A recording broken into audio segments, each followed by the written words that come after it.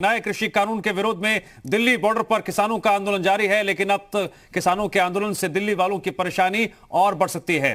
सरकार से वार्ता बेनतीजा होने के बाद किसानों ने आंदोलन को तेज करने का ऐलान किया है और इसी वजह से दिल्ली के लोग भी परेशान हैं। किसान दिल्ली के सिंगू, टिकरी और चिल्ला बॉर्डर पर प्रदर्शन कर रहे हैं और तीनों बॉर्डर इस वक्त सील हैं। ऐसे में आशंका जाहिर की जा रही है कि आज दिल्ली वालों की मुश्किलें बढ़ सकती हैं। दिल्ली को ट्रैफिक जाम की समस्या का सामना भी करना पड़ सकता है। फिलहाल राहत वाली खबर इतनी है कि सरकार और किसानों के बीच अब 3 दिसंबर को यानी कल अगले दौर की वार्ता होगी, जिस वार्ता से सारी उम्मीदें अब बंधी हैं। किसान आंदोलन से जुड़ी खबर तस्वीरों के साथ हम आपको दिखा रहे हैं किस तरह से इस आंदोलन का असर जगह जगह सीमाओं पर देखने को मिल रहा है और इस आंदोलन की वजह से उन तमाम लोगों को परेशानी का सामना करना पड़ सकता है जो नोएडा से दिल्ली जा रहे हैं या फिर दिल्ली से नोएडा आ रहे हैं। इसके लिए दिल्ली पुलिस ने अपील भी की है कि वैकल्पिक रास्ता चुने ताकि आपको किसी तरह की दिक्कतों का सामना ना करना पड़े। इन तस्वीरों में एक बात और भी आपको नजर आ रही होगी, कल जिस तरह से बैठक हुई थी वो बैठक बेनतीजा रही। अब इंतजार है कल होने वाली वार्ता की।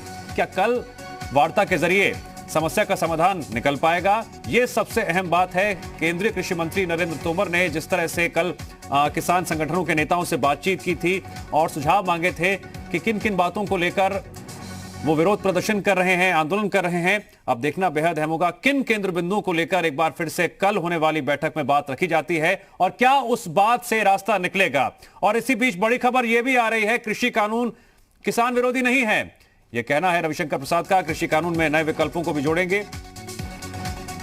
केंद्रीय मंत्री रविशंकर प्रसाद का बड़ा बयान, कृषि कानून में नए विकल्पों को भी जोड़ेंगे। उन्होंने यह भी कहा कि उन विकल्पों को जोड़ेंगे जो किसानों के पास हैं। एमएसपी का सुरक्षा जाल बना रहेगा। कृषि कानून किसानों को और बल देता है।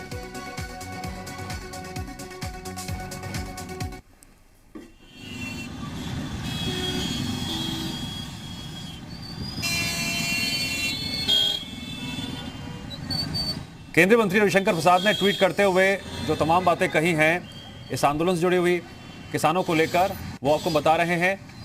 ट्वीट करते हुए कहा कि सरकार द्वारा लागू किया गया नया कृषि कानून किसान विरोधी बिल्कुल नहीं है, बल्कि यह किसानों को और बल देता है। इस बिल के अंतर्गत एमएसपी का सुरक्षा जाल तो बना रहेगा ही और नए विकल्पों को भी जोड़ेंगे जो किसानों के पास हैं।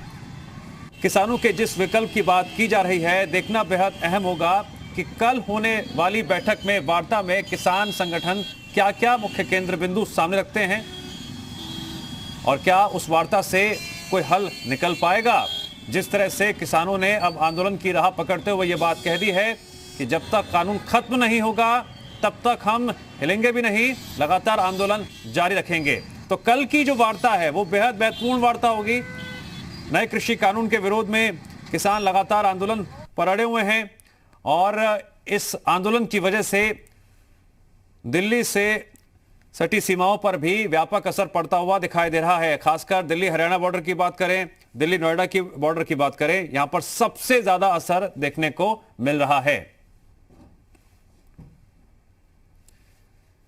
वहीं कांग्रेस के पूर्व राष्ट्रीय अध्यक्ष राहुल गांधी ने फिर ट्वीट करके केंद्र सरकार पर हमला बोला। राहुल गांधी ने ट्वीट किया, कहा किसान की आय दोगुनी होगी, किया मित्रों की आय हुई चौगुनी और किसान की होगी आधी। झूठ की, लूट की, सूट बूट की सरकार।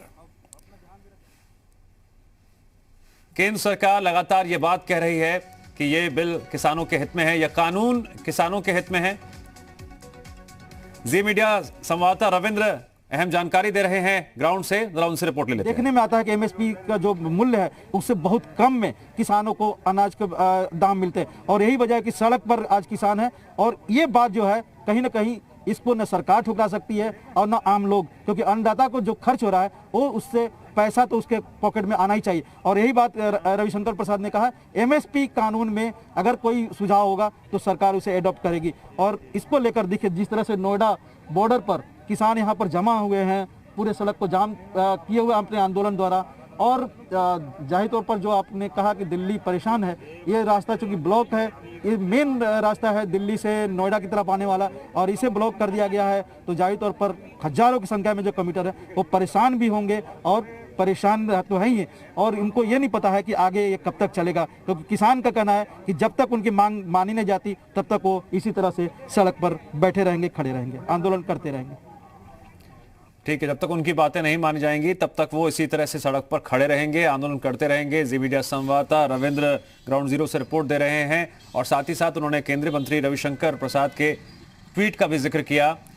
दरअसल एमएसपी को लेकर किसानों का गुस्सा सबसे ज्यादा देखने को मिल रहा है और इसी केंद्र बिंदु को लेकर लगातार वो सवाल भी उठा रहे हैं। अब देखना अहम यही होगा कि कल जो बैठक होगी, कल जो वार्ता होगी केंद्रीय कृषि मंत्री नरेंद्र तोमर के साथ किसान संगठनों की, क्या उस वार्ता के जरिए कोई रास्ता निकल पाएगा या फिर तकरार जो सड़कों पर देखने को मिल रही है सिस्टम और किसानों के बीच, सरकार और किसानों के बीच, वो तकरार यूं ही बरकरार रहेगी। और अगर ऐसा ही रहा तो फिर यह तय है कि दिल्ली वासियों के लिए, नोएडा वासियों के लिए और वो तमाम लोग जो बॉर्डर के जरिए किसी भी तरह दिल्ली में आ रहे हैं, जा रहे हैं, उन्हें दिक्कतों का सामना करना पड़ सकता है हरियाणा बॉर्डर पर और दिल्ली नोएडा बॉर्डर पर। तो 7वें दिन भी किसानों का आंदोलन जारी है। जगह जगह से तस्वीरें सामने आ रही हैं, वो भी हम आपको दिखा रहे हैं। नोएडा से लाइव तस्वीरें इस वक्त आपकी टीवी स्क्रीन पर। नोएडा दिल्ली जो अक्षरधाम वाली सड़क है, जाती है नोएडा की तरफ, उस पर भी असर पड़ा है, सील कर दिया गया है। और सिलसिलेवार तरीके से हम जो मुख्य केंद्र बिंदु हैं समर्थन और विरोध के मद्देनजर, वो भी हम आपको दिखा रहे हैं आपकी टीवी स्क्रीन पर। उनसे भी पढ़िए, समझिए क्या क्या वो अहम बातें हैं। दोबारा से फिर से खराब ना हो। जी, कल सरकार से हुई बातचीत में कोई रास्ता नहीं निकल पाया था, कोई समाधान नहीं निकल पाया था। और अब जिस तरह 7वें दिन भी किसानों का प्रदर्शन जारी है, उसके मद्देनजर दिल्ली वासियों को भी, नोएडा वासियों को भी परेशानियों का सामना करना पड़ रहा है। कुछ जगहों पर जाम की स्थिति है, कुछ जगहों पर बॉर्डर को सील कर दिया गया है। 3 जगह सबसे ज़्यादा अहम हैं जहां पर स्थितियां बेहद संवेदनशील है। हम बात करते हैं दिल्ली नोएडा बॉर्डर की, चिल्ला बॉर्डर की, हम बात करें सिंगू बॉर्डर की, टिकरी बॉर्डर की। ये 3 वो बॉर्डर्स हैं जहां पर स्थितियां सबसे ज़्यादा संवेदनशील हैं। सील कर दिया गया है बॉर्डर को और आवाजाही भी पूरी तरह से बंद है। और दिल्ली पुलिस ने ऐसे में जनता से अपील भी की है कि वो वैकल्पिक रास्ता चुने, इन 3 बॉर्डर को आवागमन के लिए ना चुने। और दिल्ली नोएडा बॉर्डर से अब तस्वीरें देखिए। जैसा कि हम आपको लगातार जानकारी दे रहे थे कि यह तय माना जा रहा था कि इस रास्ते के बंद होने की वजह से जाम की स्थिति हो सकती है। अब ठीक वैसा ही नज़ारा सामने आ रहा है। 10:06 हो चुके हैं और ज़्यादातर लोगों का ये वक्त ऑफिस जाने का टाइम होता है। काफ़ी संख्या में लोग दिल्ली से नोएडा और नोएडा से दिल्ली जाते हैं इसी रास्ते के ज़रिए। अब ऐसे में पुलिस ने जो वैकल्पिक रास्ता बताया भी है, क्या वो जानकारी सभी लोगों तक पहुंच पाई है? जिन लोगों तक नहीं पहुंच पाई है वो उसी रास्ते पर जा रहे हैं जो रास्ता सील किया गया है और अब मुश्किलों का सामना भी करना पड़ रहा है। जगह जगह जाम की स्थिति भी बनी हुई है। केंद्रीय मंत्री रविशंकर प्रसाद ने ट्वीट करते हुए एमएसपी को लेकर और सरकार के फैसलों के मद्देनजर किसानों के हितों की जो बात कही गई, उससे जुड़ी अहम बातें आपको बताते हैं। एमएसपी का सुरक्षा जाल बना रहेगा। कृषि कानून किसानों को और बल देता है। कृषि कानून किसान विरोधी नहीं है। कृषि कानून में नए विकल्पों को भी जोड़ेंगे।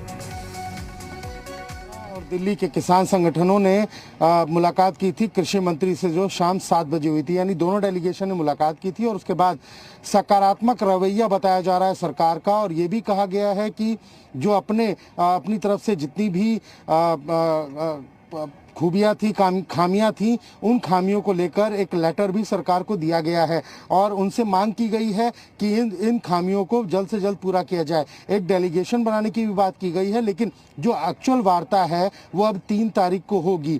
3 तारीख को जो वार्ता है उसका साफ तौर पर ये मतलब है कि अब 2 दिन कम से कम किसान यहीं पर मौजूद रहेंगे जहाँ पर वो मौजूद हैं। चाहे वो नोएडा बॉर्डर हो, चाहे वो गाजीपुर बॉर्डर हो, चाहे वो सिंधु बॉर्डर हो या तिगड़ी बॉर्डर हो, सभी जगहों पर पर किसान जो है वो मौजूद रहेंगे। और सबसे बड़ी बात है कि किसान अपने साथ अच्छा खासा राशन लेके आए हैं। और अब जो सूचना निकल कर बाहर आ रही कि एमपी के किसानों ने भी यहाँ यूपी, उत्तराखंड, पंजाब के किसानों को समर्थन देने का जो दावा किया है, उससे कहीं ना कहीं किसान संगठनों को और बल मिलता दिखाई दे रहा है। सबसे बड़ी बात है कि जिस तरीके से दिल्ली के अभी फिलहाल मुख्य मार्ग धीरे धीरे बंद हो रहे हैं, अगर एमपी के किसान भी दिल्ली में या नोएडा में प्रवेश करते हैं तो कहीं ना कहीं सरकार की मुश्किलें और आम जनता की मुश्किलें लगातार बढ़ती नजर आएंगी। जी।